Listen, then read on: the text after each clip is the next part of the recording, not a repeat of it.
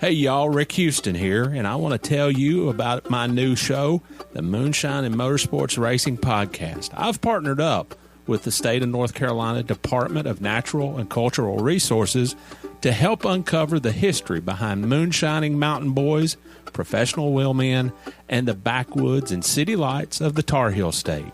In the first episode, I sat down with Winston Kelly at the NASCAR Hall of Fame for a little behind-the-scenes gossip about Junior Johnson's engineering skills. He's got two things in his hand, pipe wrench and channel lock pliers. And they weren't new. They had been around the block a time or two. Wasn't the first steel they built, I bet. No. I think the pliers had been red before, but paint had worn off.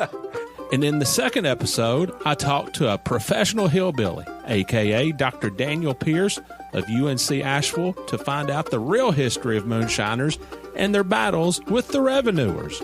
He wrote about one of his experience of trying to chase down this bootlegger in this souped-up car, and he complained that the government gave him these piece of crap, cheapo cars, and that were really no match, but he thought he was doing pretty good, and then the guy just hits it and just takes off and practically disappeared. But then the guy makes a bootleg turn and comes back towards him.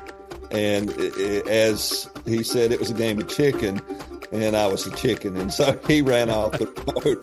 And actually, he was the guy who caught Junior Johnson at his daddy's steel when Junior got tangled up in a barbed wire fence. So check out the Moonshine and Motorsports Racing Podcast, available on YouTube, dailydownforce.com, and all of your favorite podcasting platforms. And be sure to check out my regular show on NASCAR history, the Scene Vault Podcast.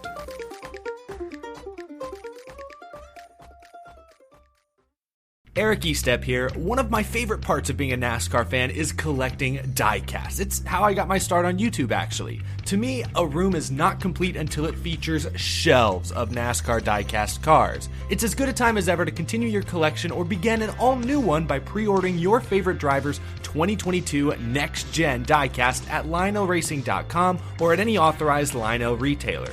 Lionel is the official diecast of NASCAR, and don't miss Lionel Racing's NASCAR Authentics diecasts at a Walmart or Target near you. Not only is Lionel the official diecast of NASCAR, but they're also official supporters of the Out of the Groove podcast network.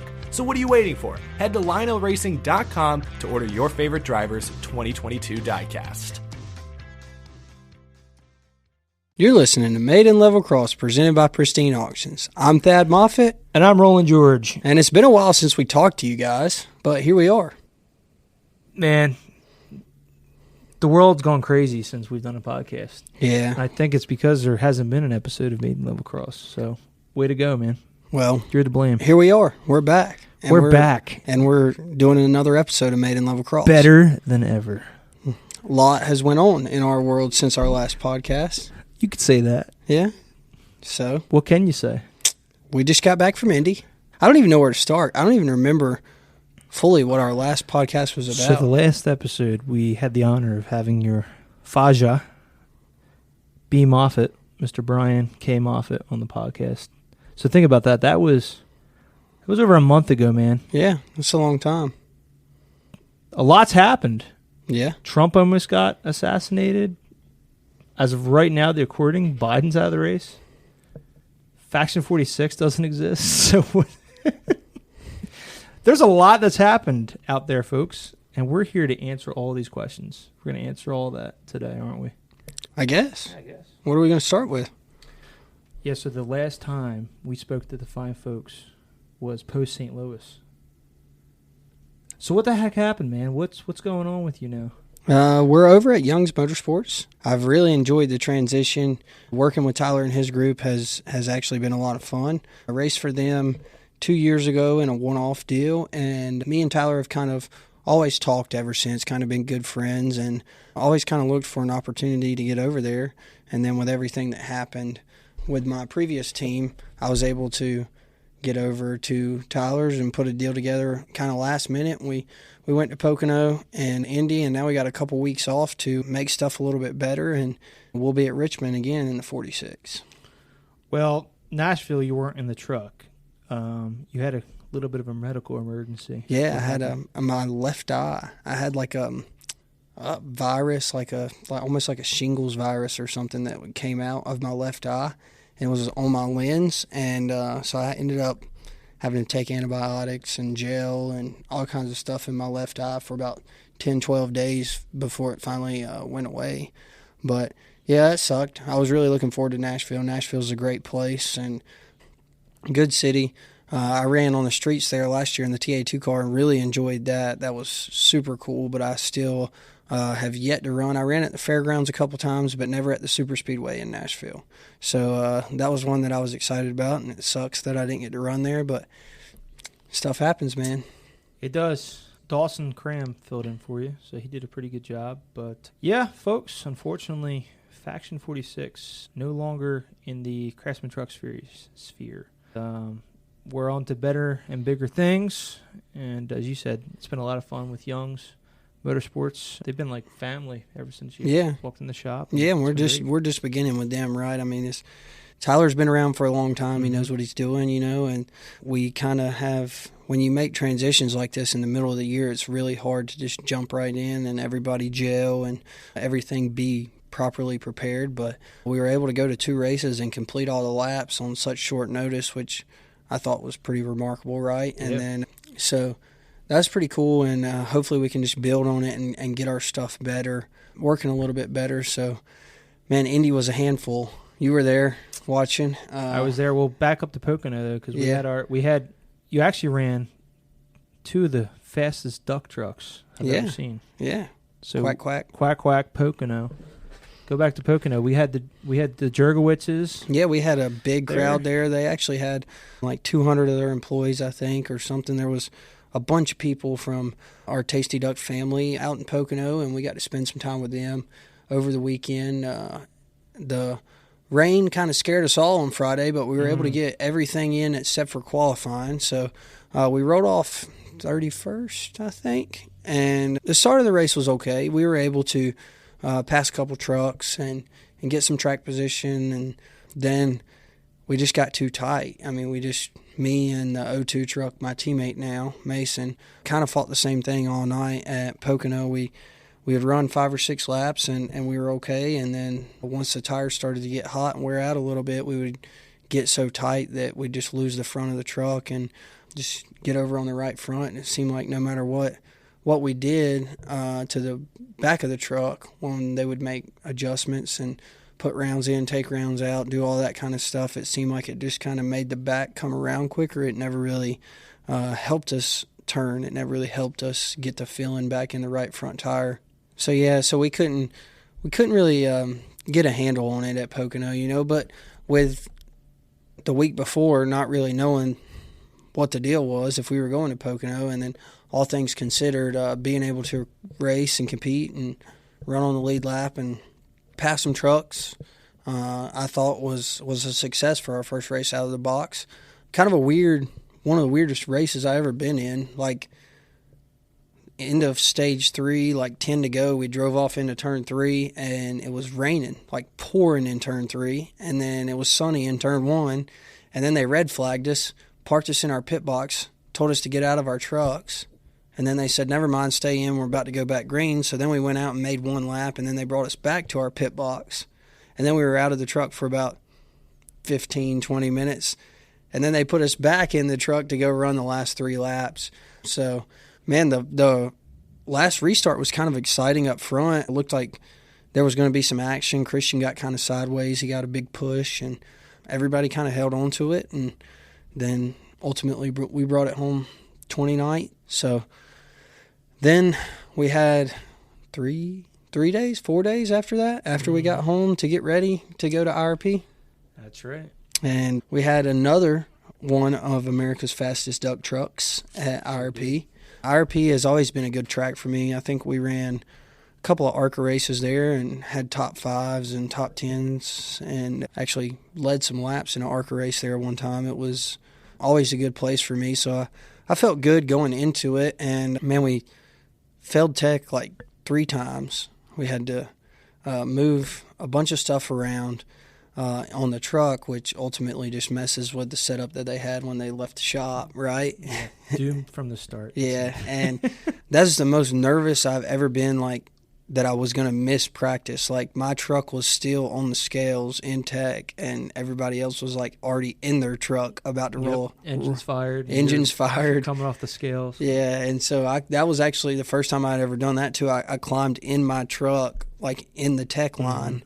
And then once we finally passed, I rolled straight out from tech to the racetrack. We never even went back to pit road. So, yeah, it was interesting for sure. After a couple laps, I think I went out and ran like 2 laps, and we were chattering the right front, and we worked really hard on it. We threw a lot at it all weekend, and it just never seemed to get much better. It seemed like it just chattered the right front the whole time. So it could have been worse, but definitely could have been better for one of my better racetracks. So not the run that we were looking for, but once again, I mean, this is brand new. I mean, it's like starting from scratch in the middle of the year. Everybody else has 12, 13 races together, and we now have 2. So hopefully we just keep trending up and getting better each and every race, and then we'll move on to Richmond. We got a couple weeks off here to work on it, make it better, and then we'll move on to Richmond and hopefully put on a good show in there. Another place I've never been to that I'm really excited about. I did not know that. Never run Richmond because ARCA never ran there, and obviously this is my first year in the truck. So, yeah, it should be. I used to race at Myrtle Beach a lot, and it was like a tire fall-off racetrack. And obviously our best run of the year so far came at Darlington, another big tire fall-off racetrack. So hopefully we can just keep the consistency throughout the run there at Richmond and come away with a solid finish. Well, we had some guests at IRP, so shout out to David Blake and his son. He's the president of the Richard Petty Fan Club. So you were carrying those guys on the truck at IRP. And then, of course, we had our buddy Cliff and some fine folks of Induction Innovations show up to Indy as well. So really, really happy that they came out to support you, and always love when sponsors come to a race. Especially what was cool about this group was none of them had ever been to a race before. So they were super impressed, had a lot of fun, and that's like music to my ears, getting people into the racetrack, and when they walk away really happy and saying that was awesome, I think you've done your job for the most part. So yeah, that's what one thing about every time I've ever raced at IRP is like the fans show up, man. That hill was full of people. The grandstands were full of people. There was a ton of people Friday night in IRP. And Pocono's so big it's hard to tell how many people were there, but we definitely felt the love out in Pocono and at IRP. For sure. Well, let's shift gears, no pun intended, but let's talk about the rest of the season. You know, you're going to run with Youngs for the rest of the season, and then, I mean, we're already starting talks about next year, so can't share a lot about the plans for next year, but they are pretty exciting. I'm pumped to see where we end up next. You know, just wanted to give you guys a little teaser about that. We are actively working on 2025 plans, if you can believe it. We are halfway through this year, but we're in full talks with teams, new sponsors, current sponsors. So, how are you feeling about that? Yeah, I'm looking forward to it, man. I mean, it seems all really exciting. Just an opportunity to run full-time in NASCAR in a good situation is hard to come by. I mean, there's only so many seats, right? And so if we can land ourselves in a spot that we feel pretty comfortable and I can go learn some more and do some big things next year, and hopefully in a little better situation than I've been in this year. Obviously, it's not ideal jumping from team to team in the middle of the year and having really no support from Chevrolet and stuff over there at Tyler's is kind of like old school racing. And so, yeah, it's been a challenge, but I think that it's something that we can overcome, and looking forward to 2025 and every opportunity that it brings. So, just so you guys know, we're actively working on next year, and as soon as we have some solidified updates, we will share them with you. What have you been doing, though, in the summer How's the summer been for you besides racing? Mainly just racing and going to the lake. Oh, I had a good 4th of July. My fiance and I went to the beach for a couple days and then came back and went to the lake. We had a pretty good fireworks show there at the lake and ate some hot dogs and hamburgers. And Saw some firecrackers. Yeah, firecrackers. Yep. So, yeah, it was a good time. We had a lot of fun. It's different, like, not racing the whole summer. Like when I was growing up, I feel like that's what I did. And this year it's like we have a lot of time off in the summer, which is when you want time off, I would think. But like we're going into a 2.5 week Olympic break here where we just ran and we won't run again until August 10th, which is super strange for the NASCAR schedule. Most of the time I feel like every week during the summer you're racing, but especially with the ARCA stuff, I mean, obviously ARCA's still running. They're going to Salem this weekend, and they've got a couple more races. But, yeah, it's been a big shift of gears for me this year, having all these random off weeks during the summer I'm not used to. So spending a little time at the lake, a little time at the beach, a lot of time here at Petty's Garage, cleaning out the old Moffitt Motorsports room. So getting it ready for whatever the next step is for the garage here, and just looking forward to the next opportunity here at Richmond in a couple weeks. We totally forgot to mention that you did a couple late model races too. Oh, yeah, we did. That totally flew over my mind. Yeah, I forgot. Yeah, my off weeks were not off weeks. They were not off weeks. You got to win, and then you did pretty good at Caraway until the end. You blew, but that's why I said I was racing the whole time, because I went down to Carteret County, and we just missed a track record in qualifying and sat on the pole and led every lap of the race. And then we went out to Caraway and started outside front row. I think we fell back to 5th and worked our way back up. And there was a late caution. I want to say it was like 10 to go or something. And the car in front of me missed a shift on the restart and knocked the radiator out of it. Would have been really nice to go back-to-back 2 weeks in a row. Yeah, sure. But I feel like we were fast enough to, and sometimes you're the bug, sometimes you're the windshield, right? There were a lot of bugs in that race. That guy took everybody and his mother out. I mean, that was, oof. Yeah. That track Caraway is really neat. That's actually where I made my first ever late model start. You. First ever How one. about that? Yep, 15 years old. It was pretty cool. I think we ran 3rd or 4th that day too. You also went to the zoo and fed elephants. I did. Yeah, I got to neat. Take my buddy Eric Estep came over, and all the way from Texas he came up here and toured the Petty's Garage, and then we got to go to the North Carolina Zoo. We got to go to Caraway Speedway. So we got to visit the heart of North Carolina together. They're a really fun group to work with. So we should just give them a shameless plug. If you are in the state of North Carolina, there's so much to do here. Not just all about racing. Okay? So stop talking about racing all the time on this racing podcast. You can see zoos. You can walk trails. You can eat barbecue. Yeah. That's about it. There's a lot more than that to do in North Carolina. But we did have a good time at the zoo. I didn't, think that we were going to get to feed all those animals. That was pretty cool. We got to feed buffalo, and the elk weren't really interested. No, the elk didn't like you too much. No, the elephants were pretty cool. Yeah. Chimpanzees. Yeah, we got to see a lot of cool stuff that I didn't think I was going to get to see or do. So, yeah, that was a good time. You got to see a buffalo with a 46. It did. I think it's tagged 46. It did. 'Cause that was your lucky buffalo. Yep. Maybe your unlucky buffalo. Maybe my unlucky buffalo, because I went that same night and got the radiator knocked out. So, well, we wish that buffalo all the best. And we toured Victory Junction. We did. We toured Victory Junction. That place is amazing. Never been there before. And it is an incredible place. It's hard to respect it as much when the kids aren't there. When the kids are there, it is like the most amazing place on earth. And so I actually got to go back. I think it was the next week or maybe a couple weeks after, and we did NAS Carnival night where we do pit stops with the kids. We had a dance party with them.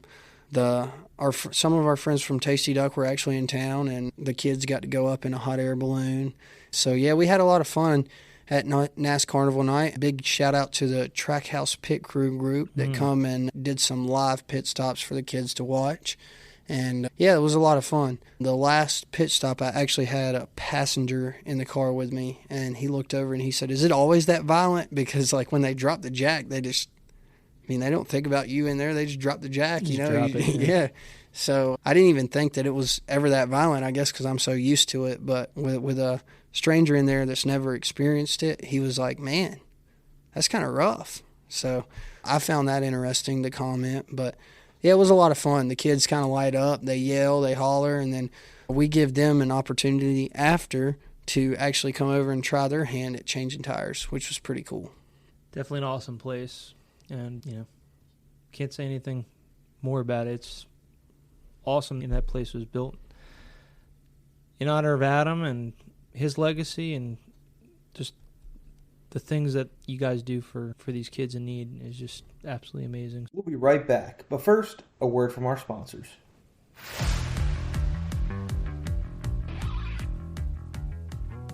Pristine Auction is the most trusted sports memorabilia and collectibles auction site. Auctions on pristineauction.com start at just $1. And each day, thousands of signed items are available. So you win signed, authentic items at affordable prices. Every item on pristineauction.com comes with a certificate of authenticity from the industry's most reputable authenticators. PristineAuction.com is your one-stop shop for all authentic signed die-cast, helmets, trading cards, photos, and so much more of your favorite drivers. Upgrade your collection today and get $10 off your first win using registration code THAD. Again, that's registration code THAD for $10 off your first order. Links are in the show notes. And I've got some huge news for you. This week, my friends at Pristine Auction and I are giving you the chance to design my truck for the season finale at Phoenix Raceway. The winner will get to hang out with me at the track and get their design made into a diecast. To enter your design, visit the links in the show notes. Hey race fans, summer's almost here. Are you ready to throw open your windows or throw them away if they're drafty, foggy, or impossible to open? Talk to our friends at Window World. They specialize in home transformations with beautiful, energy-efficient windows, entry doors, and siding, featuring Energy Star certification and the Good Housekeeping seal. Call 1-800-WINDOW WORLD. Schedule your free consultation today. Made in Level Cross is brought to you by Window World, America's exterior remodeler. BASF Automotive Refinish Coatings offer a complete coating solution and have been improving this offering for over 150 years. In addition to providing solutions to collision centers around the globe, BASF also partners with the best builders in the industry, like Petty's Garage, to provide them with custom color solutions to make their visions a reality. Builders across the country give their creations the finishes they deserve with BASF award-winning coatings. For more information on BASF Automotive Refinish Coatings, visit their social media pages or basfrefinish.com.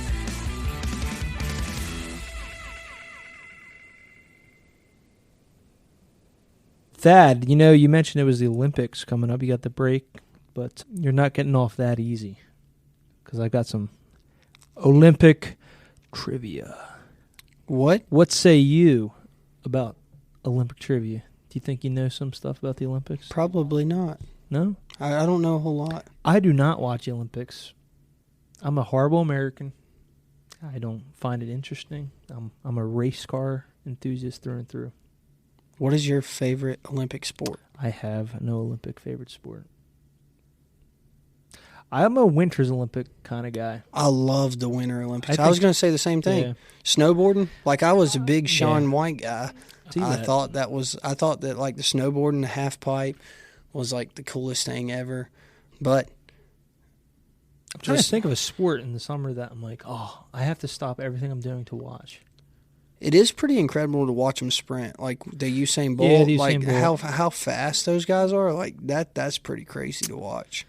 I know years ago, like when Michael Phelps was winning, that was pretty. When you get there's a storyline, that's when you tune in. You're like, all right, this guy's going for a record. But anymore, it's kind of, I don't know. I'm not compelled to turn on the TV and watch the Olympics. It's not NASCAR. It's not NASCAR. But we're gonna have fun anyway, okay? Let's see how much you know about the Olympics. And I'm going to try to make this easy on you because some of these I have no idea what the answer is. But some of them, like, yeah, I think I knew that. So what I'm going to do is I'm going to cut the 4-choice answers to 2 choices. Does that make sense? Yeah. So A or B. And we'll see how well you know the Olympics.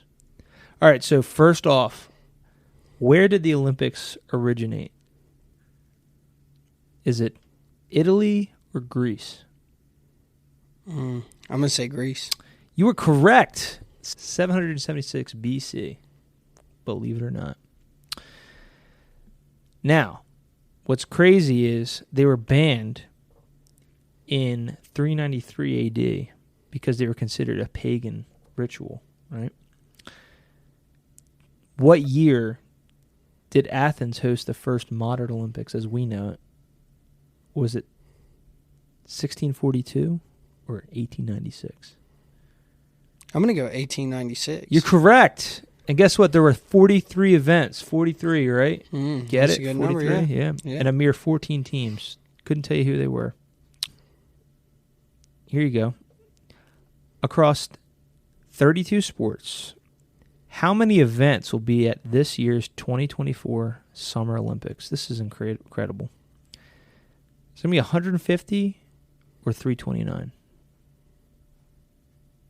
It's got to be 329. 150 is too simple. You were correct, sir. You're on a roll. How are you doing this, man? I'm going to give you 4 choices on this one because this one's pretty interesting. Which of these is not a sport? Not a sport at this year's 2024 Olympics. Is it surfing, trampolining, breakdancing, or curling? I'm going to go breakdancing. Incorrect. Breakdancing is an Olympic sport? Breakdancing, a.k.a. called urban dance, is a sport in this year's 2024 Olympics. So which one is it? Curling is not a sport because it's the Winter Olympics. It was a trick question. Ooh. Right? That got me off guard, too. All right. How you feeling? You having fun with this? Yeah, I think that I'm doing better than I thought I would. Yeah. So far. I'm not a big Olympic guy. Pretty dang good. Here's one that you should know. How long's a marathon? Yeah, marathons were part of the first Olympics. You know the story about marathon? You know why it's called a marathon? It's named after the city in Greece. All right, another time and day we'll chat about that. Pretty cool story. But how long's a marathon? Is it 23.6 miles or 26.2 miles? I think it's 26.2. Dude, you're slaying this, man. Yeah, I was going to say I think Good it's like job. 27, 28 miles, something like that. Fantastic. All right, we'll do 2 more questions and we'll shelve this Olympic nonsense. What is the order of a triathlon? You know what a triathlon is? Yeah. Have you ever done a triathlon? No. You ever plan to? Not really something that piques my interest. This is why I love this guy. I have no desire to do this. This doesn't look fun. I'd like to see other people do it. If I want to run, swim, and bike, I'll just do them when I feel like it. Exactly. So, what's the correct order? Do you run and swim and bike first? Or do you swim, bike, and run? Run, swim, and then you ride your bike on the last leg. I'm glad you're not doing one of these because that is incorrect. You swim first, then you bike, and then you run. That would make it pretty difficult, wouldn't Wasn't it? that Disney movie with the mermaids? You know what I'm talking about? You ever see a Luca movie? I probably did. They like eat pasta, they swim, they bike. I don't know what they do at the end. That's not a triathlon. Last question. No, I'm kind of mad about that. Why would they say that's a triathlon on Luca? You know what I'm talking about? No. Movie? There was a movie. Now we're going off tangent. There was a movie that you never saw called Troy. Remember, we were in the hotel in Indy, and the movie Troy came on. Yeah. You were like, "Oh, what is this? What is this trash?" And I was like, "It's Troy with Brad Pitt." You never saw this? You're like, "I don't know what you're talking about." You never saw that movie? Did you do your homework and watch it after? No. God dang, man.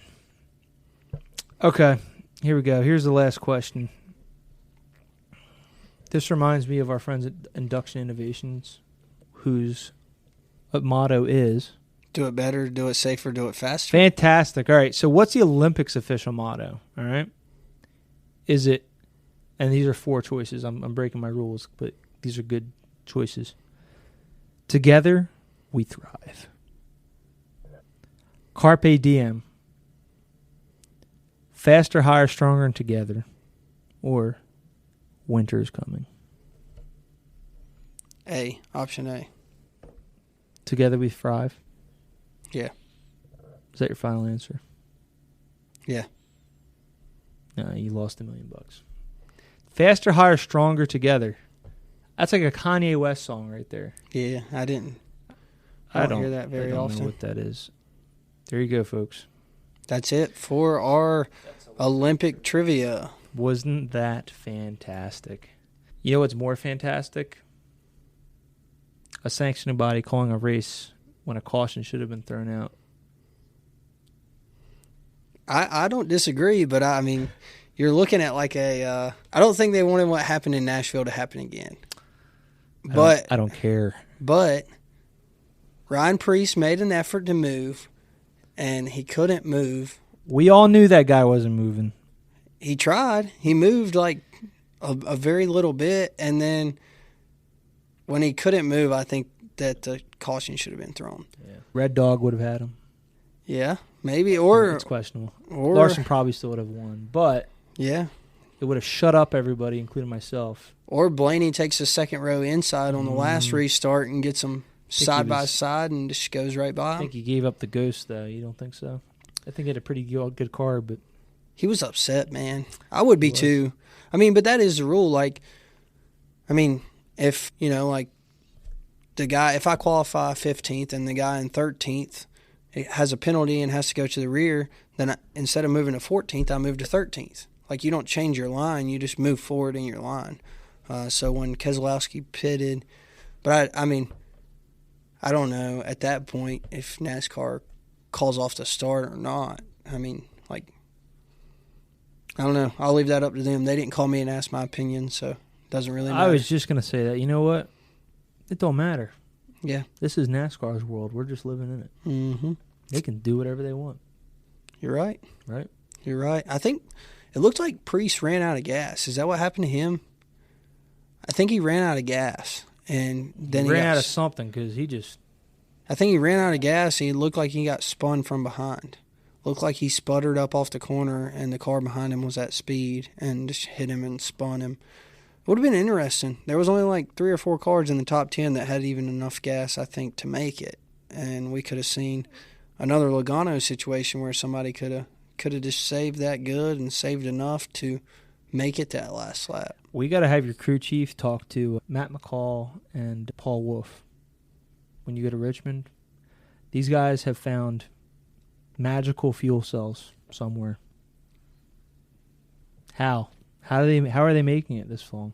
I'm asking you, a race car driver. Your thoughts? Not every fuel cell is like the exact same. I guess that those guys are just better at saving. I mean, you're talking about Joey Logano and Brad Kay. Mm-hmm. 2 really good race car drivers. They have been doing it a long time. Yep. Right? I mean, like, I'm sure they're better at saving gas than I am. Denny Hamlin is right up there with him. And he's run out of fuel both times, if I'm not mistaken. But Denny Hamlin is usually has no, like, aero advantage on his side, or, like, Chris Gabehart's comment after Nashville was that Joey was good enough to save fuel because he was going slow enough. Like, Denny was up front, running faster, using more throttle, had more on throttle time. Like, I think that it hurts him to saving gas when you're running up front and you don't have that aero advantage and you're on the gas for longer. I just want us to be in that situation where we can just not pit. I just run forever. We didn't pit at Indy. No, we didn't. The whole final stage. No. The whole last 100 laps of that race, we didn't. We pitted at like lap 80 and we never came back. I ran like 120 laps on that last set of tires. And I commend you, sir, because That was crazy to watch. I was like, man, how is he going to do this? We never came back, dude. I felt like for the last 30 laps of the race. Yeah, I felt like the last 30 laps of the race, I didn't even have a right front tire. Like, I felt like it was gone. But true story, I totally lost track where you were on the track at all times. I just, there was nothing. If any of you guys watched the race, which I assume you did, it felt like nothing happened that last stage and just prolonged the whole time. It's a cool racetrack though. Oh, like I mean, there's always something going on. Like you can run anywhere. All night we moved around trying to make our truck work. We ran the fence, we ran the bottom, we ran the middle. We really ran the best through the middle when we were able to use a little bit more racetrack. But I think that we were pretty all over the place. I mean, everybody was. I mean, Ty Majeski would come by one time and he was on the fence and he was running the bottom. And I mean, I think that place produces like pretty solid racing. He dominated last time, but this time he had, who was it? Heim and Eckes, right? Yeah. Dealing with those guys. Both of those guys were pretty quick. Usually are. But, yeah, I think that it was still the 98 was the best car. Mm-hmm. Well, that's all I got to say about Indy. What kind of parting words of wisdom do you have to the folks at home? Wet your toothbrush before you brush your teeth. I do that. People that just put toothpaste straight on their toothbrush. I know somebody that does that. Isn't that crazy? Dude. You know what was crazy? Here's a really random story. I was super impressed. I needed a pair of sunglasses at Walmart at Indy because mine got scratched to all heck on the plane ride there. So I found the pair that I wanted to buy. I was about to pick them up. And I don't know, what were you doing? You were finding water or something. Yeah, I was getting water for the hotel. So I find the pair I want, and sure enough, those lenses are scratched to all heck, too. It's like a cat went, could not find this pair, right? And you come up, and you're like, what's up? I said, no glasses this trip.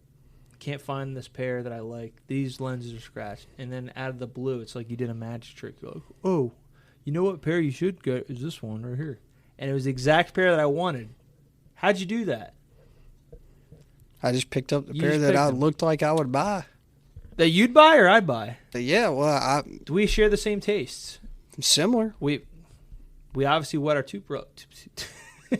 we obviously wet our toothbrushes.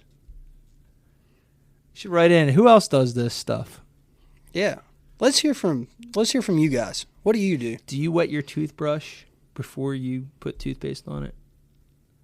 Or do you go dry? Do you eat canned corn? Because I eat canned corn. Do you eat canned corn, or do you eat it off the cob? You know what I saw the other day was when your Faction 46 crew, they were asked what they like on their hot dog, and Doug George just like, I don't like hot dogs. That guy was so funny, man. And I think you're the guy's like, I like everything. I like it all the way. And then everybody else had a weird topping, mayonnaise. How do you eat your hot dog? I like mustard on my hot dog. That's it? Yeah, I don't. Well, I like kraut too, but I have just nice either yellow or spicy brown mustard. Me personally, I prefer duck sausage. You know, that's a great answer. Where can I find duck sausage? TastyDuck.com. That's right, folks. TastyDuck.com. With all your duck needs, visit them at TastyDuck.com. Links are in the show notes. We're crushing this one. The producer's telling us to wrap this up. This is a dumpster fire of a podcast. So, what would you like to say to your fans? What words of wisdom do you have this week after so long? I mean, the world really has gone to hell in a handbasket. I already gave my words of wisdom. What was that? Oh, toothbrush. Wet your toothbrush before you before you put your toothpaste on. Maybe if more people did that, the world would be a better place. There'd be less water. I don't know that that'll change the way the world is. That's what I would do. Okay. So, what are your Well, there words you of have it. wisdom for this week? My words of wisdom are to get your pets spayed and neutered, and make sure you do consistent oil changes on your vehicles every 3,000 miles. Don't do this 5,000-mile horse crap that manufacturers tell you. I don't believe it. It's a hoax. Good advice. Yeah, fantastic advice. Well, with that being said, we got 2 weeks off. Hope everyone has a wonderful, I don't know what these people are doing. Watch the Olympics, I guess. Ask your family and friends the trivia questions I asked, okay? Be sure to like, subscribe, and follow us on your favorite streaming platform. And you can follow me on social media at Thad Moffitt 46.